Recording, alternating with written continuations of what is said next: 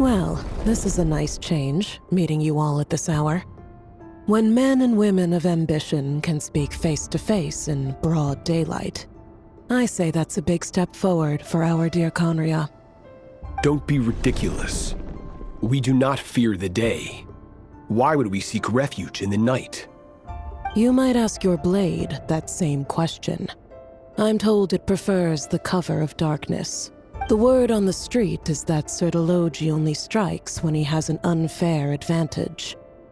But that is patently false. I see you're missing an arm and a leg. Surely only a fair fight could explain that. If this is your way of offering me replacement limbs, believe me, I'll take them. Oh, we can certainly discuss that. With bioalchemy, anything is possible. Assuming I have your full support in my research. Lunatic. Robtatir, what brings you here? Why, Dainsleif, of course. He invited me. Please, cast aside your apprehensions, Miss Rhindaughter. Whatever the rumors may say, I am but a humble servant of the king, and I can assure you he affords me no greater convenience than he does you. Well, the Universitas Magistrorum won't stop fawning over you, so at least some of the rumors must be true. You're clearly doing well for yourself, so drop the humble servant act. It endears you to no one.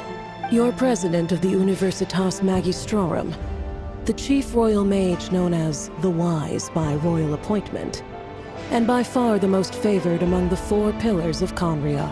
Vice President Veit doesn't even try to hide his envy when he sees you.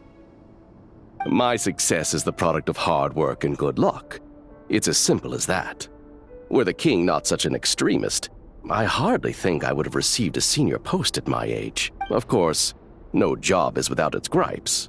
Serving a king like ours can be a challenging task, as I'm sure you can imagine. And as for Efterveit, in missing out on the presidency, he's dodged a mountain of stress. Like everything else in life, You're all here. I apologize for the short notice, but it was an emergency.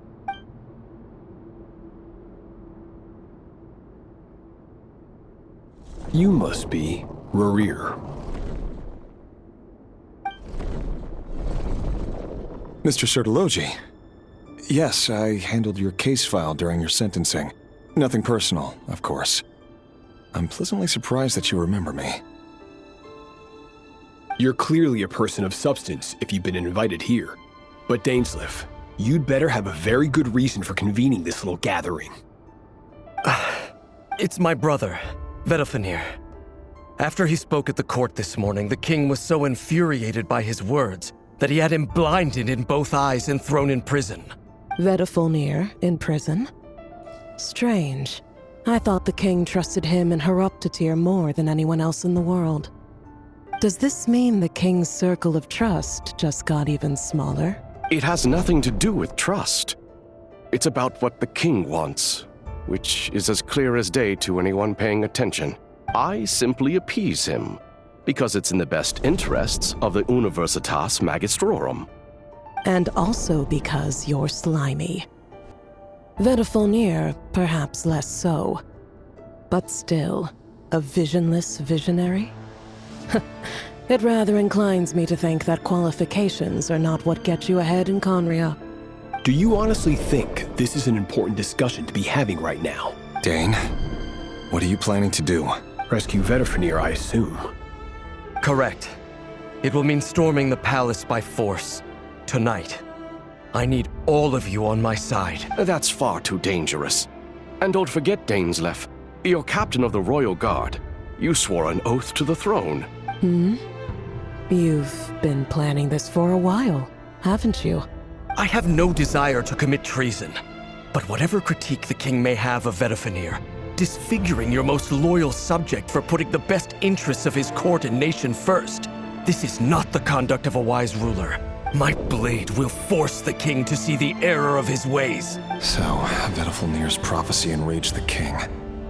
I'm sure it wasn't what he wanted to hear, but if he won't take counsel even from the visionary, that is deeply troubling news. The extent of His Majesty's madness is now all too clear. The question is, how does a man like me get out of this situation unscathed? You have noble ambitions, Dane. But I'm afraid they don't do much for a guy like me. I'm not interested in saving the world. All I want is a letter of pardon. A letter of pardon? For whom? Thelindis? The chances of the Vinster King issuing a pardon for anyone connected to the Crimson Moon seem vanishingly slim.